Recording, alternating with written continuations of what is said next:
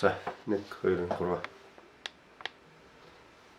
Коронавирусын халдвараас сэргийлэхийн тулд дараах зааврын дагуу гараа угааж халдвар гүйтгэнэ. Гар угааж халдвар гүйтгэхийн тулд ус, гарын шингэн саван халдваргүйжүүлэгч байх шаардлагатай. Ус саван ашиглаж гар угаахдаа гараа норгосны дараа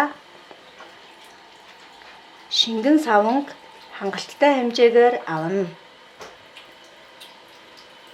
Саван ус ашиглаж угаах болон халдвар гүйцэтгэхдээ дараах үйлдэлүүдийг бүрэн гүйцэтгэн үйлдэл болгоныг 8-аас 10 удаа гүйцэтгэх шаардлагатай.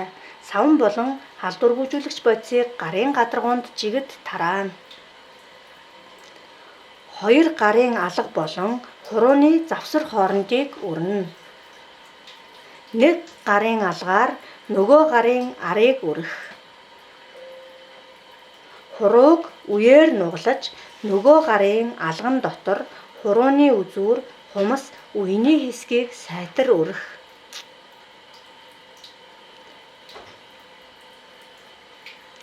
Алганы хонхрыг нөгөө гарын хурууны үзүүр хэсэгтэй хооронд нь сайтар өрнө. Эрхий хурууг нөгөө гарын алган дотроо эргэлдүүлэх хөдөлгөөнөөр сайтар өрнө. Гарын бугыг үрж угаах. Гар угаах хугацаа 1 минут, халдвар гүйцэтгэх хугацаа 20-оос 30 секундээс багагүй байх шаардлагатай. Гараа угаасны дараа усаар зайлж саванг арилгана.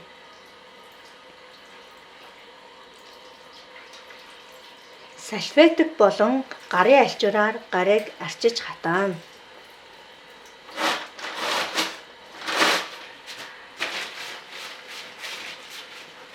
Угаалдуурын ус гар оролцож хаагддаг бол карантыг цаасан альчуураар жииргэлэн хаана.